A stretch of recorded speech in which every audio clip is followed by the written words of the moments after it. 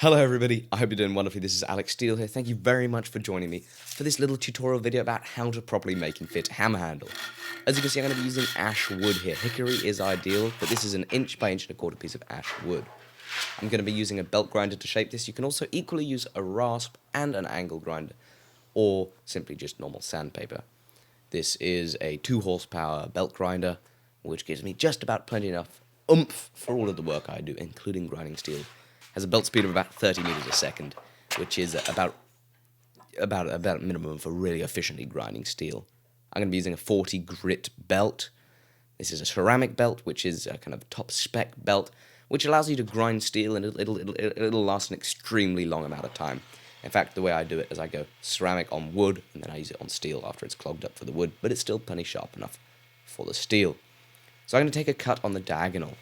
So working with very little surface area contact, I take one cut, and this is going to leave me with a facet. I'm then going to work on either corner of the facet, as you can see. This will mean that we will have reduced our surface area contact efficiently, so that we can round it off and create this nice capsule cross-section. I'm then going to do this on all 4 sides. I like my hammer handle simple. I don't do any swells. I like being able to move my hand around the handle simply, and this generally gives the best results.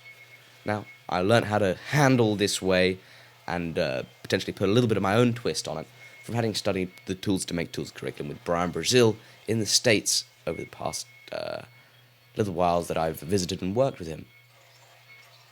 I will select the end of the handle that I'm going to use to drive with the mallet, and the reason I'm going to select this handle and then chamfer it is because that chamfer means that wood isn't going to split as readily.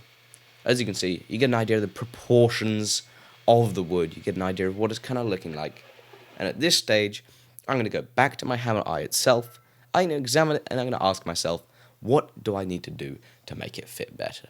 And proportionally, it's pretty close, so I'm going to take it down in all directions. Now notice, there is going to be a taper to our hammer eye, our hammer handle. And the reason there's a taper to our hammer handle is because there's a taper to our hammer eye, and the taper in our hammer eye is caused by the taper on the drift. Therefore, the taper on our hammer handle is going to fit the taper of the drift, and we want it to just slightly fit into the hammer eye before we move on to this next step. I make sure it fits into the hammer eye about 1/8 to 1/4 of an inch on the bottom, and then I'm going to mark a line 2/3 of the way down the hammer cheeks onto the piece of wood, and I'm going to take a hacksaw blade to make a cut to that level roughly. It's worth noting that it's best if your hacksaw cut goes nice and straight, doesn't veer off to one side, otherwise this can lead to a premature breakage of the handle. I have found that a hacksaw blade is better than thicker standard construction saw blades, because the thicker the cut, the wider the kerf, you lose a lot of wood, and it means that when you're trying to compress that wood into the handle, you've got to put more wedges, not more wedges, but a larger wedge in. It also means it's going to drive in further, so you're going to lose some of that handle length. And obviously you can sight down your cut nice and easily by lining up your cut along the entire length of it. It's a little bit of an annoying process using a hacksaw to cut this, but you can also use an angle grinder cut-off wheel. I'm not going to go ahead and endorse that too much, though. I don't know how good that is for the cut-off wheels, but I've seen that done also. And they're only about 1 millimeter thick, so that also means there's very little kerf, very little loss of material. So after having done the roughing out on the 40 grit belt, I'm going to go ahead and move to an 80 grit belt. So this will smooth it off, it'll make it a little bit easier on our hands. This particular belt is indeed a zirconium belt, which is just a tier down from ceramic, but a definite step up from aluminium oxide. I don't do too much work on the 80 grits and the 120 grits for the steel or the wood, so I don't particularly feel the need to step up into the price range of the ceramic belts for this, as I do all my hogging on the 40 grit belt. As you can see, I'm going to be using the slack of the belt. This belt grinder doesn't have a lot of slack belt area, but it's just about enough to help smooth in any facets and make it a little bit nicer, a little bit softer on the hammer hand. So using these hump tools, I can oil up my handle, and I will drive it in to the bottom of our hammer. Now, did you see there that the hammer eye on the inside was radiused? I hope you did, because the reason we want it radiused is so we don't get any shards of wood splintering out from a sharp edge. So as we drive it, we want to take our time, we want to stay cautious, we want to make sure that our head is coming on nice and square. Now, if it's coming off really off square, then that's generally going to be a problem with your hammer eye itself and the way it was drifted. But if it's slightly off, you can always tweak it by giving it a light hit onto the side at any angle with your wooden mallet.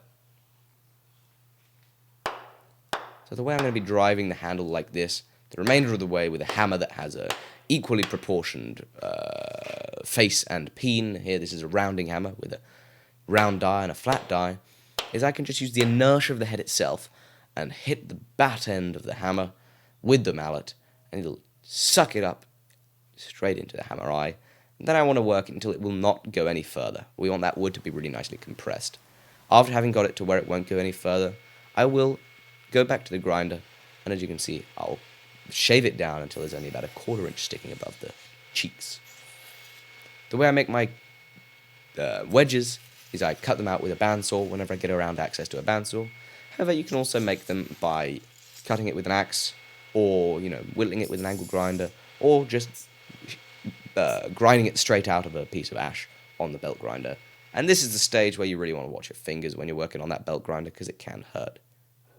After saturating the wedge again with oil, I'm going to continue to drive it in. Taking it nice and slow at first, so it's nice and centered, and so it doesn't break at that moment where it's very thin and very, very fragile. I'll drive it in. Once it's pretty much set, I'll flip it over. And by flipping it over and doing it the other upside down, it means that an errant hammer blow is actually kind of less likely to fracture the wedge, which is something that we really kind of want to avoid. There are remedies to this, but if it's too dire, you'll just have to cut the hammer handle off and start again. For aesthetic reasons, I will grind a nice radius to the top of the hammer eye, the hammer handle above the hammer eye after having put in the wood wedge, ready for putting in the steel wedge and finishing the handle.